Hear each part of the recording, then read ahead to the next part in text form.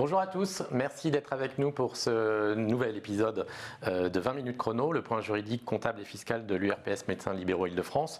Dans cette émission, notre objectif est simple, il est de répondre en 20 minutes à un sujet juridique, comptable ou fiscal qui vous préoccupe, vous médecins libéraux ou futurs installés en Île-de-France. Et aujourd'hui, nous allons traiter de la question des charges locatives et de la révision ou indexation de loyer. Voilà. En plus du loyer, quel type de charges peuvent être intégrées à mon bail et donc facturables avec le loyer, et quelle augmentation réglementaire du loyer peut appliquer mon propriétaire. Pour y répondre, nous avons bien entendu avec nous Camille Pichon. Bonjour Camille. Bonjour. Vous êtes juriste au sein de l'URPS Médecins Libéraux Île-de-France et disponible pour les médecins libéraux au numéro 01 45 45 45 45 qui permet donc de recourir à vos services. Et nous avons également le plaisir d'accueillir Maître Anne-Claire Tillard. Bonjour. Bonjour. Vous êtes avocate au barreau de Paris et titulaire d'une double formation Panthéon Assas en droit des affaires, droit immobilier et droit de la construction. La première question vous est adressée, Maître Tillard. Peut-on finalement intégrer n'importe quel type de charge dans un bail locatif? J'ai envie de dire presque, ça dépend effectivement du type de bail en question. Dans un bail professionnel, c'est véritablement la liberté contractuelle qui va jouer. J'ai le code civil qui s'applique avec des règles spécifiques, mais auxquelles les parties peuvent entièrement déroger, on peut tout prévoir. La limite à cela, c'est d'être particulièrement précis. Quand on commence à déroger aux choses, il faut être très précis et pour bien répartir les charges entre bailleurs et preneurs. En bail commercial, c'est un peu la même chose. J'ai aussi quand même une certaine liberté contractuelle, simplement probablement à cause d'abus. Le législateur a ici mis en place un garde-fou, des limites à ne pas dépasser. Et donc, pour le coup, oui, on est libre, mais dans un certain cadre à respecter. Alors, quelles sont ces limites justement du cadre du bail commercial? Elles sont expressément visées par le législateur, encore une fois depuis 2014. C'est vraiment des dépenses assez importantes que le législateur interdit au bailleur de refacturer à son preneur, et peu importe les clauses du bail, ce seraient des clauses qui seraient réputées non écrites, à commencer par les grosses réparations. Donc on vise l'article 606. Je précise parce que c'est un article qui reviendra souvent dans les négociations, l'article 606 on du le Code voit civil. souvent dans les baux. Ouais, c'est ça, quel est cet article? C'est les fameuses grosses réparations. C'est également les honoraires des travaux qui seraient liés à ces grosses réparations. Le bailleur ne peut pas les refacturer. Également tout ce qui est travaux de mise en conformité ou dû à la vétusté dès lors que c'est à nouveau des grosses réparations. C'est également tout ce qui est impôts et taxes et redevances dont le bailleur serait le redevable légal. Et le législateur a prévu jusqu'à présent, en tout cas, une exception pour la taxe foncière. La taxe foncière peut effectivement être refacturée au preneur à condition de bien le prévoir dans le bail. Enfin, le bailleur ne peut pas non plus refacturer tout ce qui serait honoraire de gestion des loyers. C'est vraiment très, très spécifique. Et enfin, et c'est important de le préciser parce que j'ai quelques bailleurs qui l'oublient, il ne peut pas non plus refacturer tout ce qui serait charges et travaux dus à des locaux vacants ou qui seraient imputables à d'autres locataires. Dès lors que mon local est vacant, ce n'est pas au locataire restant de supporter la vacance de la totalité de la taxe foncière, par exemple. Donc on a ces limites-là qui s'appliquent, et une fois qu'on a bien en tête ce cadre-là, le bailleur et le preneur peuvent répartir comme ils l'entendent. Simplement, le bailleur aura une obligation de transparence, à la fois prévoir un état prévisionnel des charges qui seront appelées, également un état récapitulatif, et surtout il doit pouvoir être en mesure de justifier toutes les dépenses. Donc il y a une certaine liberté, mais on a ces fameuses limites à bien avoir en tête. C'est rassurant. Quand même. Autrement dit, si on sort des grosses réparations, est-ce qu'on peut également intégrer dans un bail, et quel intérêt on aurait à le faire, notamment des prestations de services, par exemple, employer un personnel qui serait mis à disposition dans le cadre du bail, en fait, pour de l'entretien, pour du ménage, pour de l'accueil, et si oui, est-ce qu'on peut le refacturer dans le cadre du bail, et à partir de quel moment, en fait, dans quelle proportion ça s'apparente soit du bail locatif, soit de la prestation de service? Alors je ferai une distinction en fonction de si ces services portent sur un peu les parties communes. Donc on est en dehors en tant que tel de l'assiette des locaux loués, on est sur simplement ce qui serait accessible à tous. Là, je n'ai pas de difficulté à avoir des prestations, on le voit très souvent, un accueil, des espaces communs, etc. Donc ça, c'est un accessoire à coup sûr du bail. On peut très bien prévoir ensuite des charges réparties en fonction des quotes-parts de parties communes qui seraient supportées par le locataire. Là où ça peut être un peu spécifique, c'est lorsque ces services, ces prestations concerneraient directement les fameux locaux loués. Si j'ai mon bureau, et j'ai plusieurs bureaux, etc., et pareil, je veux une prestation de ménage, une prestation d'accueil, etc., là, ça veut dire que dans mon bail, je vais avoir une prestation qui va être proposée par le bailleur. Et là, à mon sens, il sera important pareil, quand même, de respecter qu'est-ce qui est le principal et qu'est-ce que l'accessoire. Un bail, c'est simplement une mise à disposition exclusive de locaux, moyennant un prix pendant une certaine durée. Et donc, à côté, si j'ai des prestations, très bien. Mais si on voit qu'en fait, c'est l'inverse, le bailleur se rémunère sur les prestations et l'accessoire devient la mise à disposition des locaux, là, j'ai un risque de requalification. Mais dès lors qu'on respecte bien cet équilibre, je peux très bien, effectivement, avoir ces prestations et les refacturer, par ailleurs, au preneur qui, probablement, y trouvera son intérêt en termes de gestion. Risque, finalement, de requalification vers un type de contrat de prestation, finalement. D'accord. Et quand vous dites accessoire, c'est dans quelle proportion ? Alors là, c'est vraiment, c'est assez, comment dirais-je, ça dépend parce que la manière dont on va apprécier cette proportion, c'est ce qu'on se base uniquement de manière chiffrée par rapport au loyer, etc., où on regarde aussi l'importance que représente la prestation, mais en termes physiques, etc. Donc j'aurais tendance à dire qu'il faut respecter l'esprit du bail qui est vraiment le plus important. Je mets à disposition des locaux et parce que je veux bien faire, je mets à disposition une prestation. Après, si on commence à regarder les chiffres, il faut faire attention. Et après, je dirais encore une fois, comment le bailleur se considère. Est-ce qu'il se considère comme un bailleur, je vous donne les clés et vous vous débrouillez et je suis sympa, je vous mets une prestation, ou est-ce qu'il se considère comme un prestataire, comme on peut avoir dans les centres coworking et autres. Et là, c'est une autre chose. Donc c'est du cas par cas. Exactement. Là, c'est vraiment une prestation de service. Alors, Camille, vous qui êtes au quotidien à l'écoute des médecins libéraux, finalement, quels avantages on aurait à intégrer ces charges dans un contrat de bail ? Alors, clairement, intégrer les différentes charges dans un contrat de bail présente plusieurs avantages. Je vais en lister quelques-uns, il y en a beaucoup, notamment sécurité juridique et transparence. Déjà, je limite en fait le risque de désaccord avec le propriétaire sur ce que je dois payer. En plus, l'obligation légale est respectée, c'est-à-dire que le bailleur doit indiquer les charges récupérables dans le bail. Donc, en les écrivant, cette obligation légale est validée. Facilité de gestion. Ça veut dire que vous, médecin, vous n'avez pas à gérer en fait les différents contrats, ménage, internet, etc. Ni même en fait à créer par exemple une structure juridique complémentaire. Je pense par exemple à la SCM, Société Civile de Moyens, qui vient là avec un objectif principal, la répartition des coûts. Donc c'est clairement plus simple d'un point de vue administratif. Peut-être que ça pourrait vous aider à avoir des services de meilleure qualité. C'est quand même une facilité en fait de négociation finalement pour le bailleur. Et ça facilite également en cas de départ d'un locataire ou de changement d'un locataire. Il n'y a pas de résiliation en fait individuelle à gérer. C'est-à-dire que quelqu'un s'en va. Ça ne change rien sur les prestations du coup opérées. D'accord, donc dans certaines proportions, on peut finalement éviter la création d'une structure dite de partage en fait de frais communs type FCM, en finalement passant par une SCI qui pourrait tout à fait en fait être finalement contractant, comme vous le disiez tout à l'heure, du contrat EDF, Exactement. de la prestation de ménage, etc. C'est la SCI qui porterait du coup tous les contrats de prestation. Et qui viendrait refacturer dans le cadre du loyer. On est d'accord que ça peut marcher, ça ? Tout à fait. Ok. Alors, toutefois, est-ce qu'il faut, quand c'est comme ça, pouvoir justifier de la réalité de la dépense ? Et si oui, comment en fait, Camille ? Alors oui, c'est mieux et c'est même obligatoire en bail commercial où le bailleur a cette obligation légale de justifier en fait le montant des charges appelées. Justification comment en fait par tout moyen. Du coup, ça peut être justificatif fourni par le bailleur ou possibilité d'audit en fait des factures du bailleur à la demande des locataires. D'accord. Et alors, la façon dont on facture ces charges mensuelles, provision, rectification après provision, tout est possible, j'imagine, mais qu'est-ce que vous recommandez ? Alors le mieux, c'est de le faire en même temps que le loyer. Donc ça dépend si le loyer est appelé trimestriellement ou mensuellement. Donc en même temps. Après, la question, c'est est-ce que c'est un forfait de charge ou une provision, sachant qu'un forfait de charge, par définition, il est fixe. Une fois que c'est versé, on n'y revient plus. Et pour le coup, il n'y a pas forcément cette obligation de justification. Et en sens inverse, une provision implique la nécessité de régulariser. Et donc finalement, on est au réel. Étant précisé qu'en matière de bail commercial, vu qu'on l'a dit tout à l'heure, il y a cette idée de justification, d'être très clair sur les clauses, les charges appelées. Donc on ne peut plus depuis 2014 en bail commercial fonctionner en termes de forfait, c'est uniquement des provisions donc avec régularisation. Mais encore une fois, qu'on soit sur forfait ou provision, le mieux c'est d'appeler en même temps que le loyer en respectant les mêmes échéances. Très bien.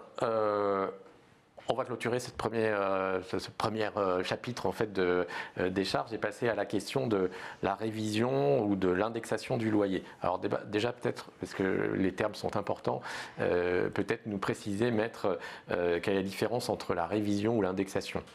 Alors c'est surtout une différence qui est très importante en bail commercial, parce que c'est vraiment en bail commercial où les deux mécanismes peuvent se trouver à s'appliquer, puisque ce qu'on appelle la clause de révision fait référence à un mécanisme légal qu'on appelle la révision triennale légale, qui ne s'applique qu'en baux commerciaux, à côté de la clause d'indexation qui, elle, est un mécanisme purement contractuel qu'on retrouve soit en bail commercial, soit en bail professionnel. S'agissant de la révision triennale ou la révision légale, ou cette fameuse clause de révision, c'est encore une fois ce mécanisme que le législateur a mis en place, qui est un mécanisme de révision du loyer, également sous une forme de révision avec les indices, donc c'est aussi une forme d'indexation, mais simplement elle est prévue par le législateur, donc combien même on n'en parlerait pas dans notre bail, elle trouve à s'appliquer. Simplement, comme son nom l'indique, c'est une révision du loyer qui ne joue que tous les 3 ans. À chaque modification de loyer, je dois attendre 3 ans à nouveau pour modifier mon loyer sur la base de cet indice. Et surtout, je dois en faire la demande vis-à-vis de mon bailleur ou de mon preneur. Et si jamais il n'est pas d'accord, il faut aller saisir le juge. Mais il faut faire cette demande et elle ne sera pas rétroactive. Donc ce mécanisme, encore une fois, trouve à s'appliquer, qu'on l'ait prévu ou pas dans le bail.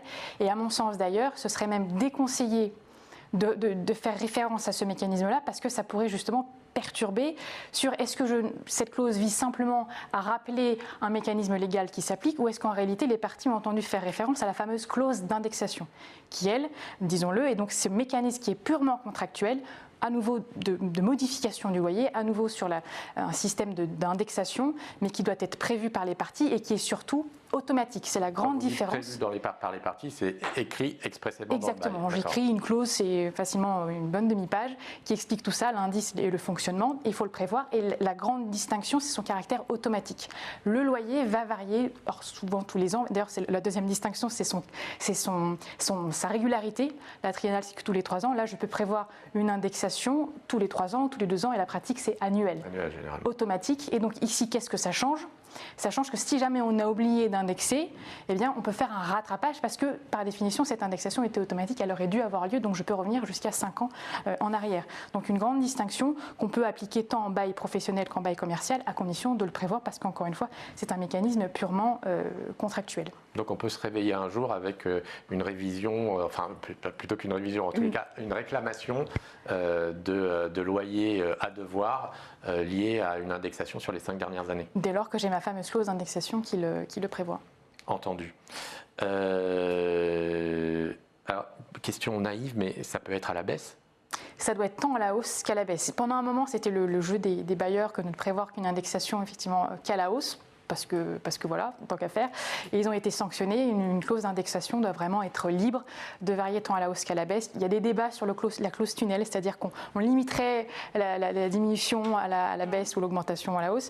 Bon, on ne sait pas trop ce que ça vaut, mais en tout cas aujourd'hui, pour éviter les débats, c'est une clause qui varie librement tant à la hausse qu'à la baisse, donc profitable tant aux bailleurs qu'aux preneurs, en fonction de l'économie du moment. Intéressant.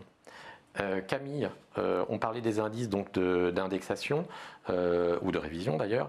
Première question, qui décide du choix de l'indice, puisqu'il y en a plusieurs, et en fait, quels sont les principaux indices utilisés dans les contrats qui nous concernent? Alors du coup, je vais faire une distinction entre le bail commercial et le bail professionnel.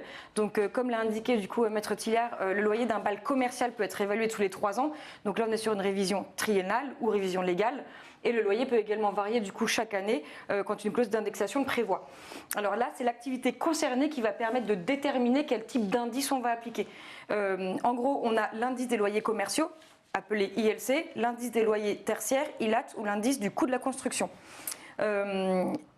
Donc là, si on applique dans le cadre des médecins du coup un bail commercial, évidemment, par exemple, l'ILC, donc l'indice des loyers commerciaux, ne pourra pas s'appliquer parce que l'activité n'est pas commerciale. D'accord. Okay, donc on aura le choix entre l'ILAT et l'ICC. D'accord. Il y a une recommandation en termes de baux. Enfin, je ne sais pas ce que vous en pensez l'une et l'autre. Alors du coup, moi je préconiserais je préconiserais l'ILAT parce que c'est beaucoup moins volatile que les autres indices. Du coup, ça évite les augmentations trop soudaines.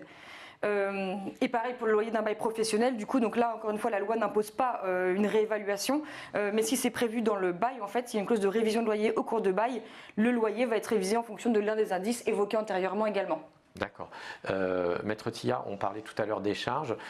Sur l'évolution des charges, est-ce qu'on est sur le même principe en fait d'indexation de révision, ou est-ce qu'au contraire, comme vous l'évoquiez tout à l'heure, on est généralement dans une provision annuelle et donc les charges elles évoluent de cette façon-là? Alors, en principe, les charges n'ont pas vocation à être indexées. Elles vont simplement évoluer effectivement en fonction des dépenses et donc être facturées si on est sur des charges récupérables d'entretien ou même des services communs, comme on évoquait tout à l'heure. Simplement, on a vu que les charges pouvaient faire l'objet d'un forfait ou d'une provision.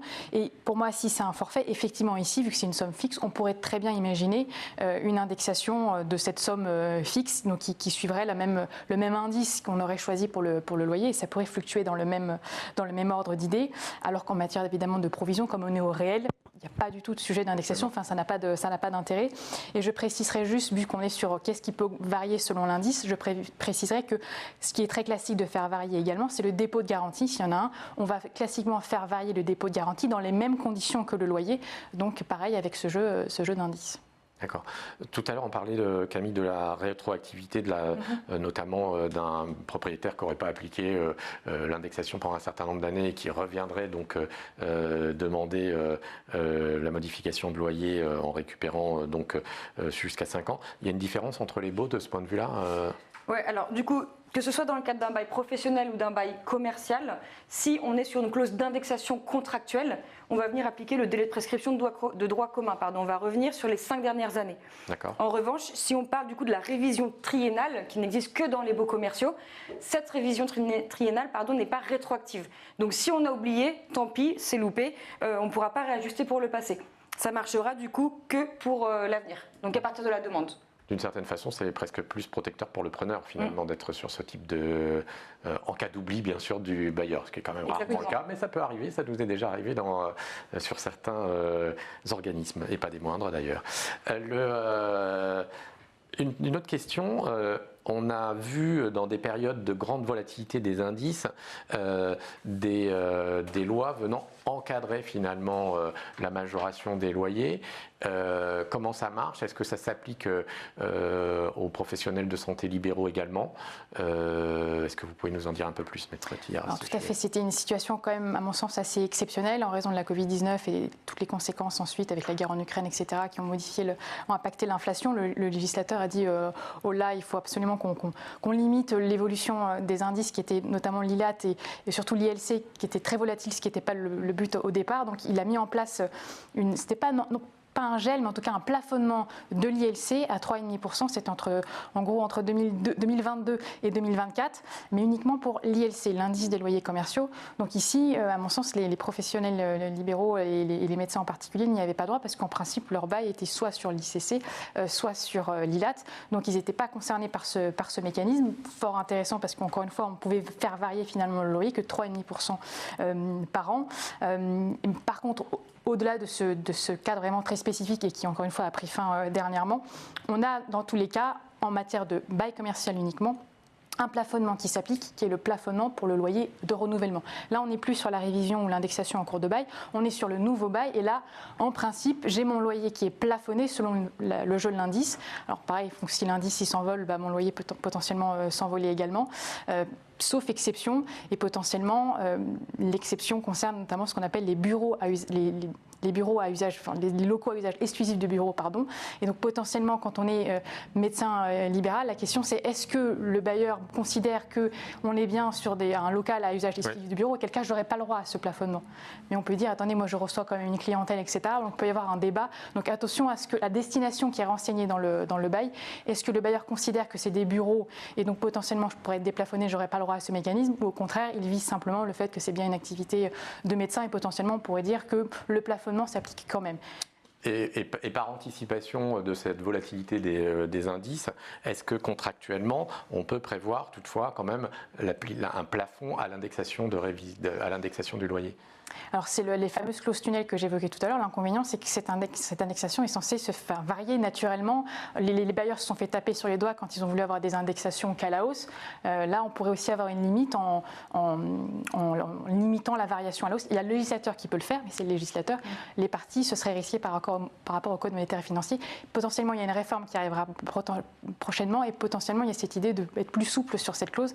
Mais à l'heure actuelle, ça serait un jeu dangereux parce que potentiellement, la clause pourrait être réputée non écrite. D'accord. Aujourd'hui, en tous les cas, on en est là. Vous nous avez livré l'état de la connaissance en la matière. Le temps passe et nos 20 minutes chrono sont écoulées, donc nous espérons que ce contenu vous sera utile. Voilà, au moment où vous serez en négociation donc, de vos baux. Vous pouvez retrouver tout par écrit dans la fiche 20 minutes chrono qui est en lien dans la page de cette émission. Et puis, bien entendu, si vous avez des questions, vous pouvez joindre Camille, donc juriste de l'URPS, au 01 45 45 45 45, qui pourra répondre donc à toutes vos questions de premier niveau. Merci à tous pour votre écoute, merci à vous deux pour la clarté de vos propos et à très vite pour une nouvelle émission 20 minutes chrono de l'URPS.